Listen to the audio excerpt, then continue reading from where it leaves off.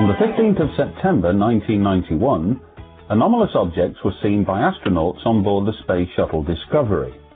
The objects, filmed during NASA's STS-48 mission, were dismissed by Space Agency officials at the time as nothing more than space debris or ice crystals.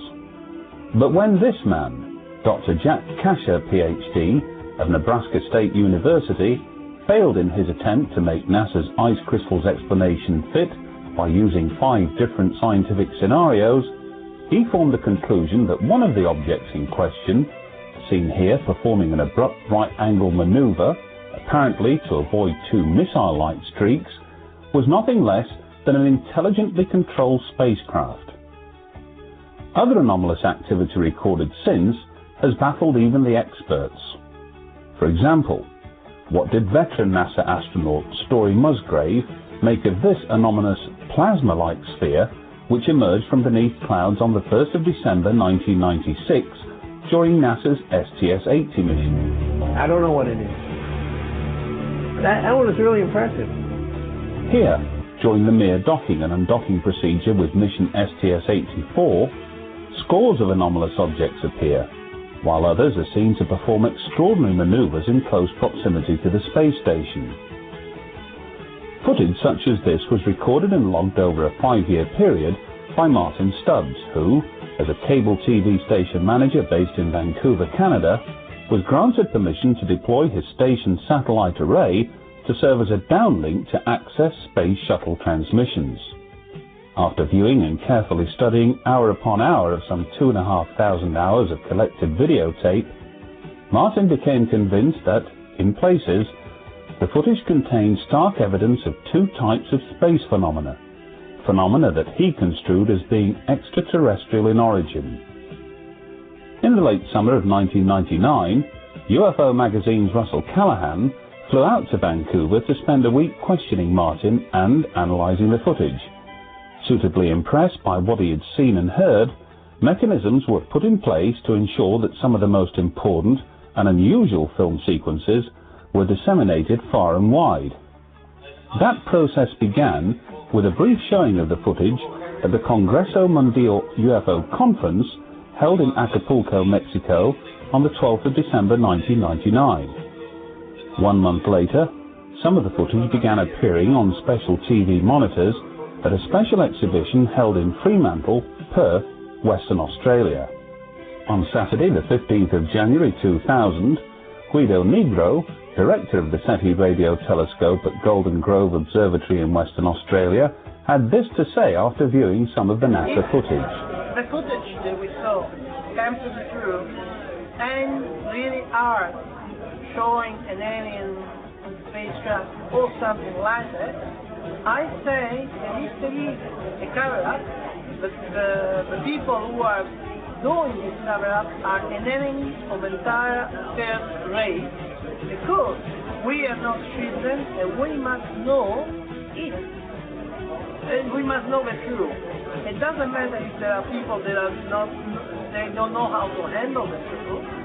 Well, the majority of us will. And if there is a cover-up, I think it's time that the cover-up goes. Barely 2 months later, on Saturday, the 11th of March 2000, Graham Birdsall, editor of UFO Magazine, together with Russell Callahan, made a 3-hour presentation on the footage at the 9th International UFO Congress and Film Convention held at Laughlin, Nevada. At the same time, the facts as were then known, together with relevant audio and stream video sequences, were freely uploaded onto UFO Magazine's website, targeting a worldwide audience of potentially millions. However, despite their best efforts, little interest was expressed by the media in either the story or the footage. Perhaps in anticipation of this, Graham and Russell elected to produce what would go on to become an award-winning and best-selling video documentary entitled The Secret NASA Transmissions, The Smoking Gun. It was a documentary designed to enable viewers to study some of this startling footage at close quarters, to see Martin Stubbs relate in his own words what first persuaded him to access NASA's downlink, and to learn what resulted from his efforts to persuade members of the scientific community to both examine and then comment about the footage. In that documentary, Martin alluded to the dialogue he struck up with Dr. Joseph A. Newth III, head of NASA's Astrochemistry Branch Laboratory for Extraterrestrial Physics at Goddard Space Flight Center, Greenbelt, Maryland. Martin referred to Professor Weinberg of Simon Fraser University in Canada, who expressed genuine amazement on viewing the footage and who told him that it had to be there, doing exactly what it was. Martin also mentioned how one of the chief designers of the Hubble Space Telescope walked out of the Vancouver Planetarium when asked to comment about the footage by a close friend and working colleague. Martin also alluded to his close ties to the Canadian Space Agency and how the footage came to be deemed the most popular underground tape among the astronauts. Moreover, Martin alleged that one of the Canadian astronauts, who had spoken out of turn about the footage, was removed from the Space Shuttle program barely a week before he was due to be blasted into space. However, Martin said that for their protection, he couldn't reveal certain names at that time. Later that same year, in September 2000, Martin Stubbs travelled to England to speak at the 19th Leeds International UFO Conference. Once more, he found himself unable to go into specific detail about some of the key players in this extraordinary story.